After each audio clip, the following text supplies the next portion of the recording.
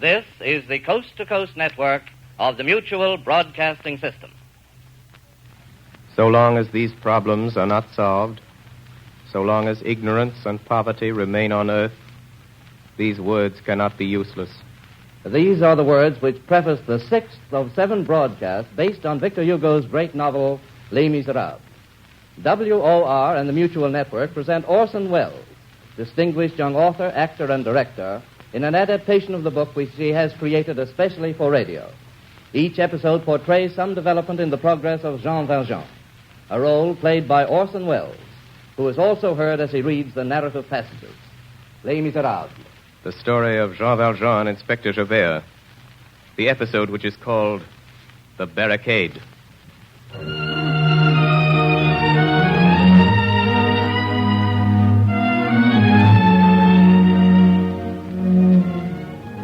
Official order, delivered under seal, March 9th, 1821. Inspector Javert will seize the body of Monsieur Madeleine, the mayor of Montreux, who has identified himself this day in court as the discharged convict, Jean Valjean.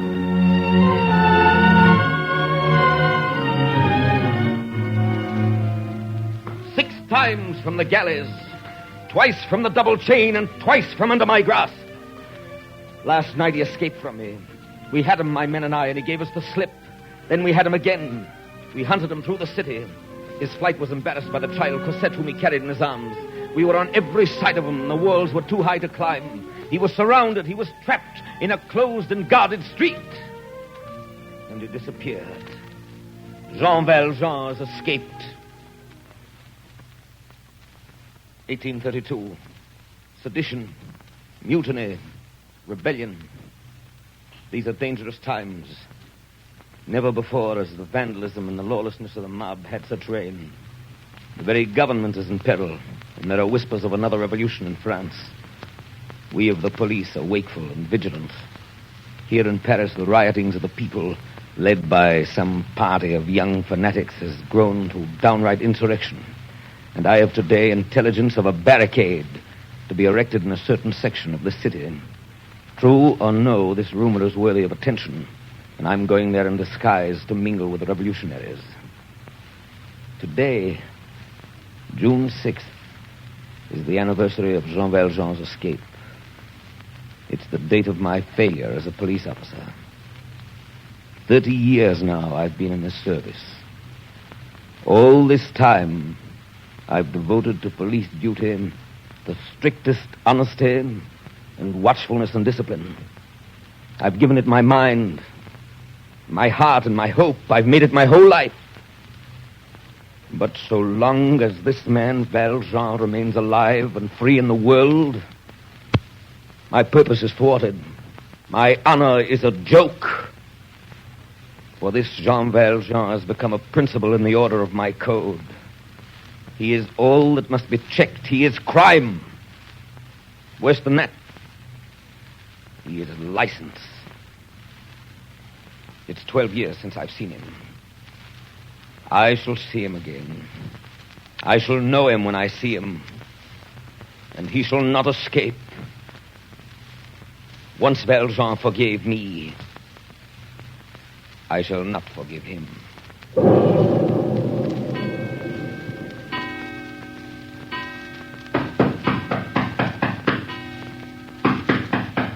Cosette?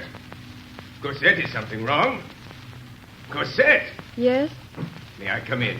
Yes, Father. My little one, you haven't stirred from your room this whole day. Now tell me something. What's on that pretty cheek? I don't know. Well, I do. It's a tear, and it has no business there. You've been weeping a great deal. Tell me, what for? For him. What's his name? Marius. Marius Pontmercy. Tell me about him. You've never seen him, Father. We met at the Luxembourg. He's going to be killed. Father, why have they made that barricade? For protection, my child. It's a kind of fort for the revolutionaries. Marius is at the barricade. How do you know? He was a rebel. He'd pledged himself to the insurrection. He told me that. When did you see him last? I haven't seen him at all for 2 months. We used to meet in the garden of the old house, and I was afraid to tell you. He may not be at the barricade. I got this letter. It came this morning. Let me see, little one. To Mademoiselle Cosette Fauchelevent, Monsieur Fauchelevent's Rue Lame, number 7. Our marriage was impossible. I have asked my grandfather. He has refused. I am without fortune, and you also. You know the promise that I gave you. I keep it. I die. I love you. When you read this, my soul will be near you. Marius. They say that the soldiers from the government have brought cannon and aimed them at the barricade. That will end it. All day I've sat here, listening. When I hear the first cannon, I'll know surely that he's dead.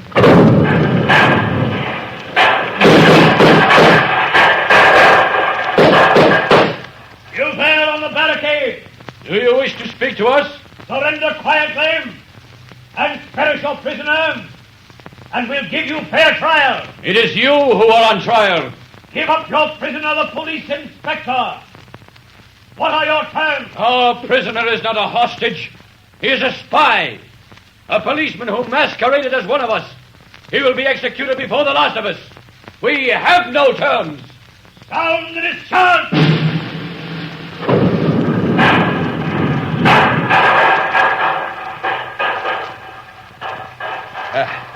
Take him on here. I'll hold the north barricade. You, comrade. Yes, Marius. Go behind the tavern wall. Our prisoner, the police spy, is tied back there to a table. Shoot him. Yes, Marius. Goodbye. Goodbye, Marius. Goodbye, Marius. That's a brave man, comrade. Yes, that's a brave man. He has no fear of death. It's almost as though he were in love with her. There's one whom Marius loves more than death. He must be safe for her. Indeed? And who are you? I am her father. The father of Cosette? What are you doing here? How did you get into the barricade? No matter. I've come to save your comrade. He must not know that I'm here. Sound the discharge!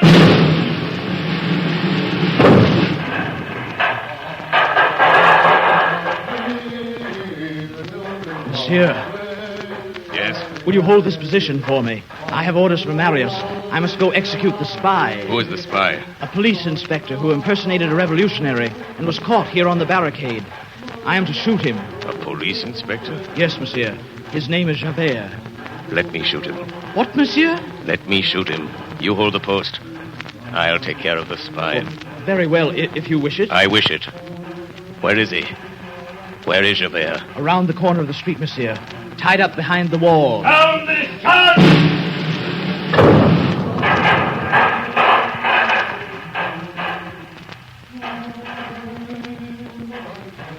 Jean Valjean. Javert. I might have expected this. To find you here amongst vandals and insurrectionists.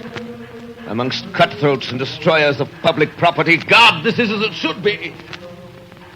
Well, hurry up. I'm tied. You've got a gun. Justice is chained and the convict is free. Go on, Jean Valjean, you've got a gun. Why did you do that? Why did you do that? Jean Valjean, why did you fire that gun in the air? Why didn't you shoot me? Have you got a knife? I knew it. Assassin. Where is your knife? In the side pocket of my coat. Assassin. Knifer. I knew you'd use a knife. You're cutting my ropes. You're cutting my ropes. Why are you doing that? Well, I'm free. But I'm unarmed. Take your revenge. You may go. What do you mean? The back streets are open. You're known to the army. They'll recognize you and you'll be safe. There's none here but us. You fool. Let me go and I'll get you. You know that. Alive or dead. I'll get you. I don't expect to leave this place. But if I should, you can find me under the name of Fauchelevent in the Rue de l'Armée, number 7. Fauchelevent. Rue de l'Armée. Why don't you kill me? Number 7. Number 7. I'll come for you. I'll be waiting.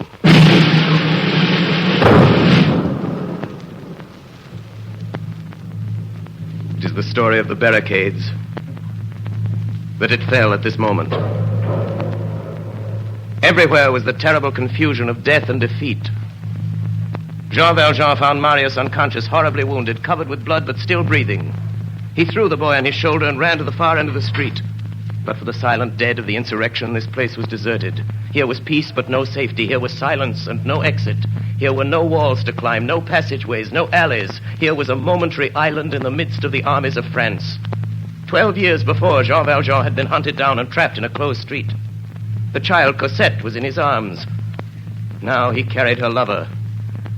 He had looked up that night and seen the rope of a street lamp and found safety. Now he looked down and found there at his feet an iron door in the pavements. With Javert's own knife, he pried open the grating. In another instant, he had lowered Marius and himself through this opening and was under the streets. Jean Valjean was in the sewers.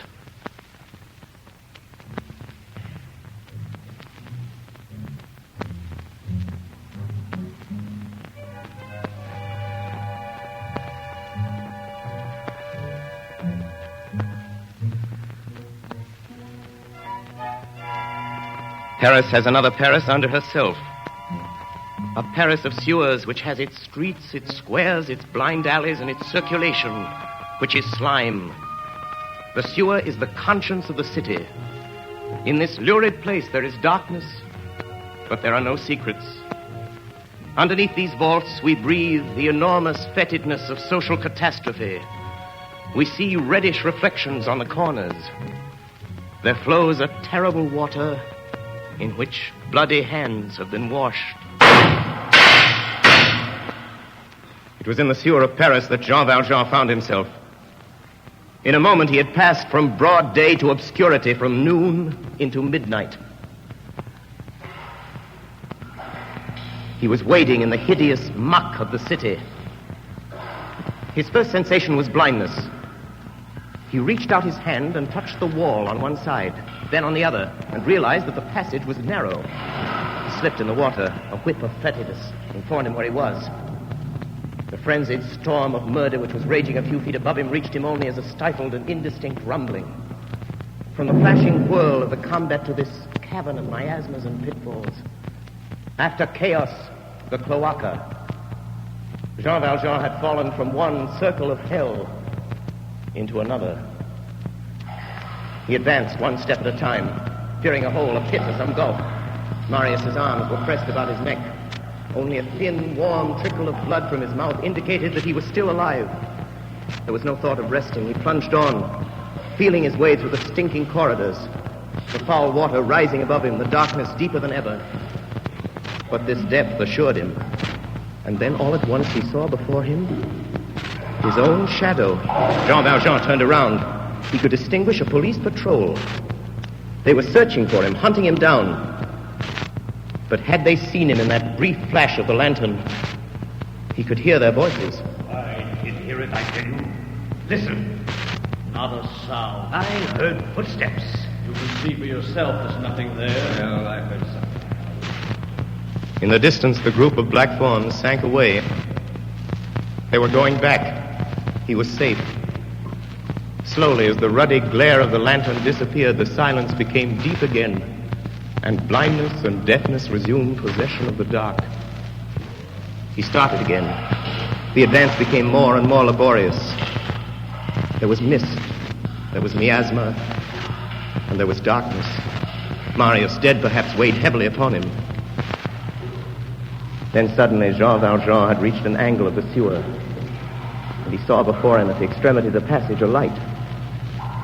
This time it was not the terrible ruddy light of the police. It was a good and white light. It was day. He saw the outlet. He felt exhaustion no more. He felt Marius's weight no longer. He ran rather than walked. He reached the outlet. There he stopped. The arch was closed by a grating. A grating held in a stone frame by a stout lock. The grating did not stir. Its lock held fast. And suddenly Jean Valjean knew that a man was there, standing beside him, waist deep in the water. A man standing in the darkness. I've been waiting for you. It was Javert. You got here sooner than I expected. Inspector Javert? Yes, Jean Valjean. Grant me one favor. This boy is dying. Before you take me to prison, help me to carry him to his home. There's a carriage waiting on the beach.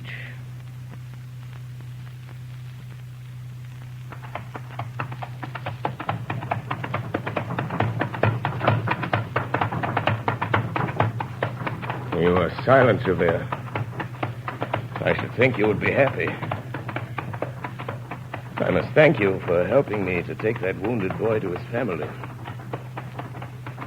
They will be grateful to you. Javert. Yes? I'm going to ask you something more. Something I know you won't permit. Cosette. I've been with her all these years. She's very dear to me. May I say goodbye to her? Driver. The Rue de l'Armée. Number 7.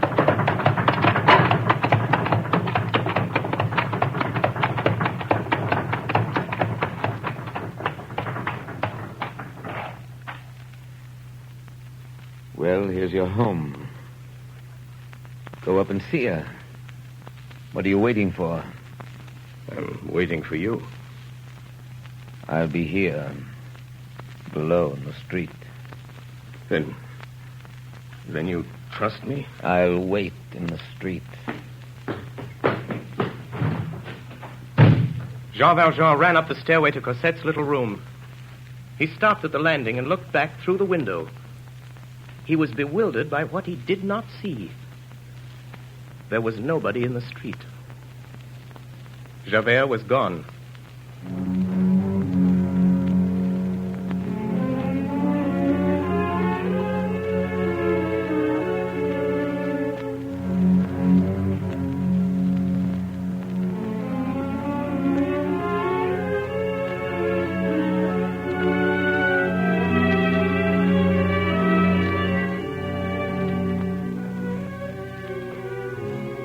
What was the story of Javert? Javert made his way with slow steps from the Rue de l'Armée.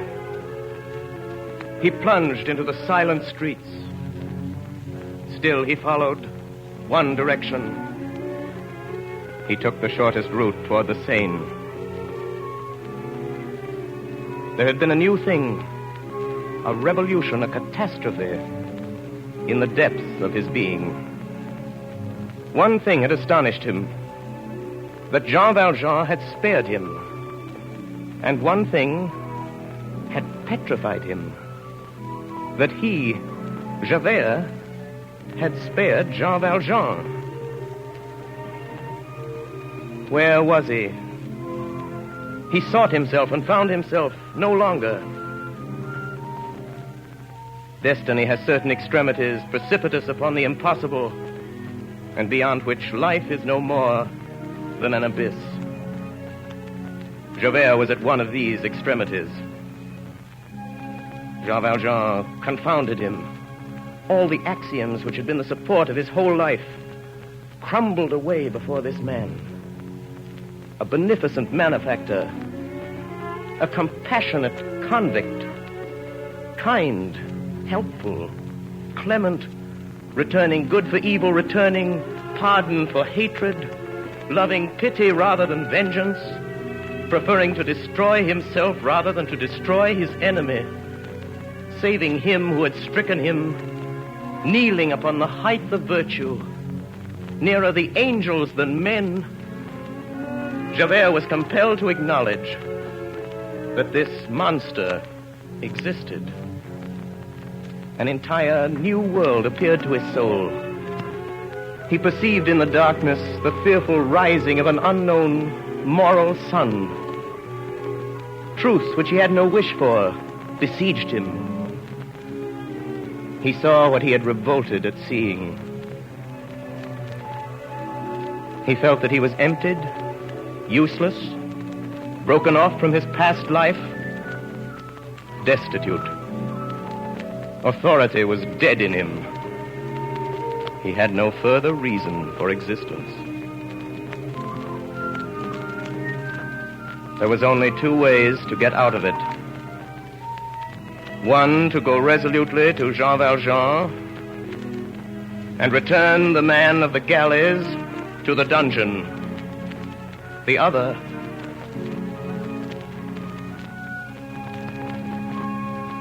Javert made his way with a firm step toward the post indicated by a lamp at one of the corners of the Place du Châtelet.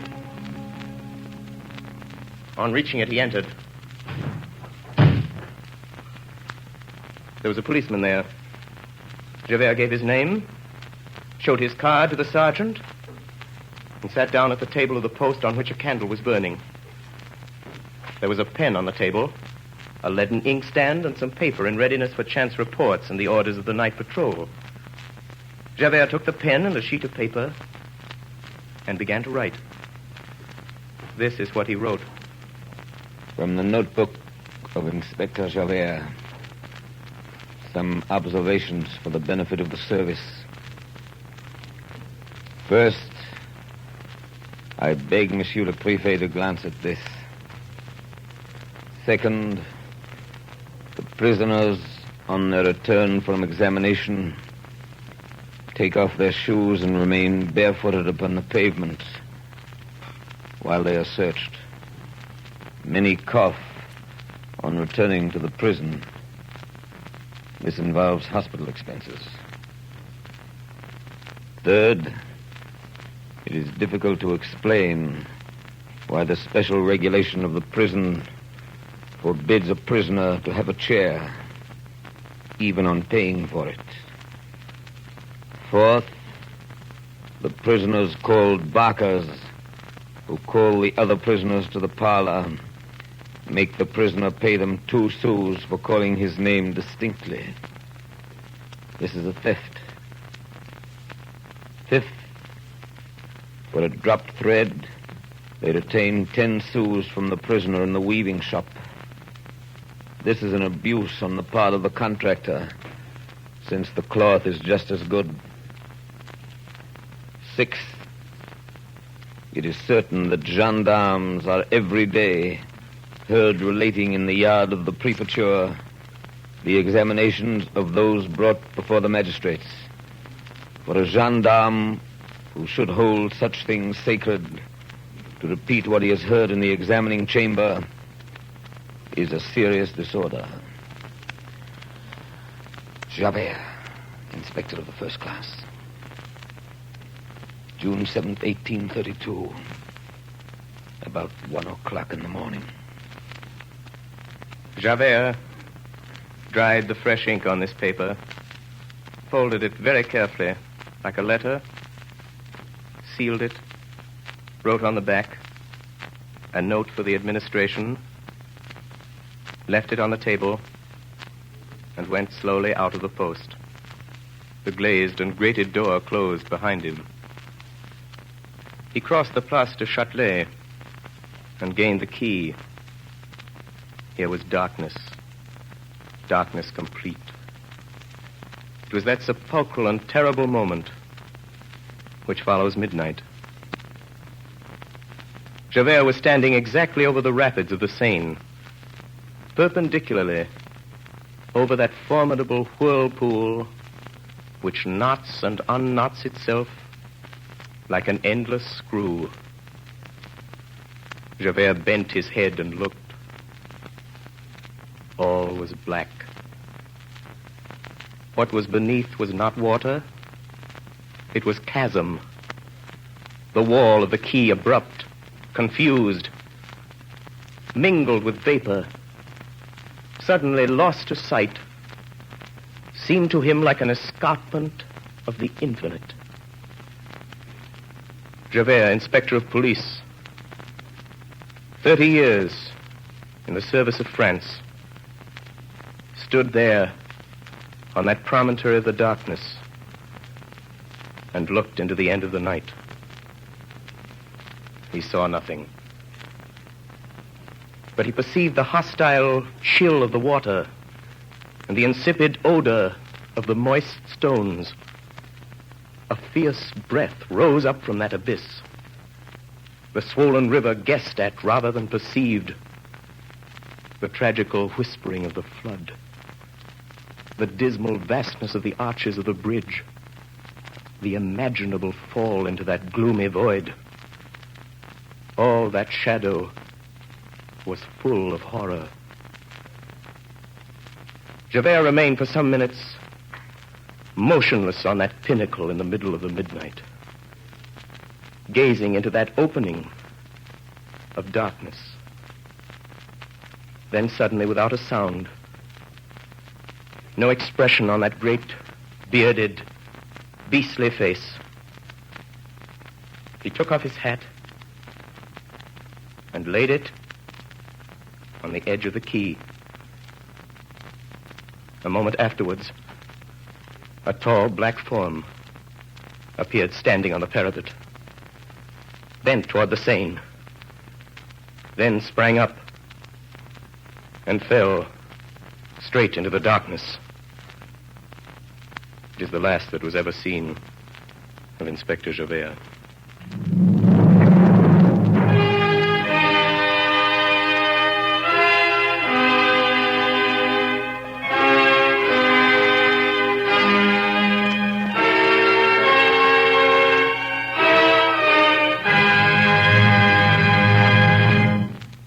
WOR and the Mutual Network have brought you Part 6 of Victor Hugo's absorbing masterpiece, Les Misérables, the episode which was called The Barricade.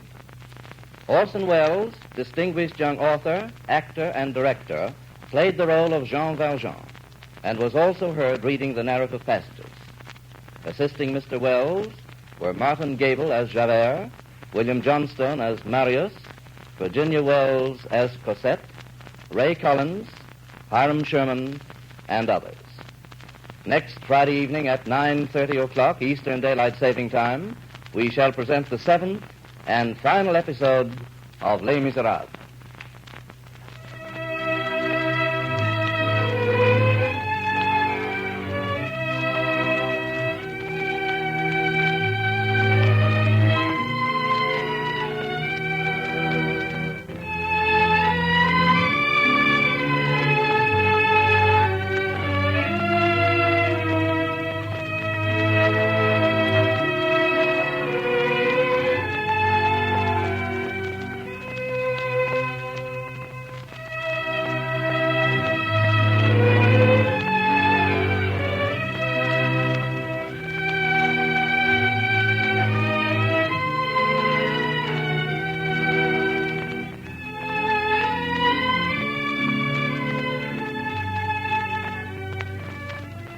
This is the Coast to Coast network of the Mutual Broadcasting System.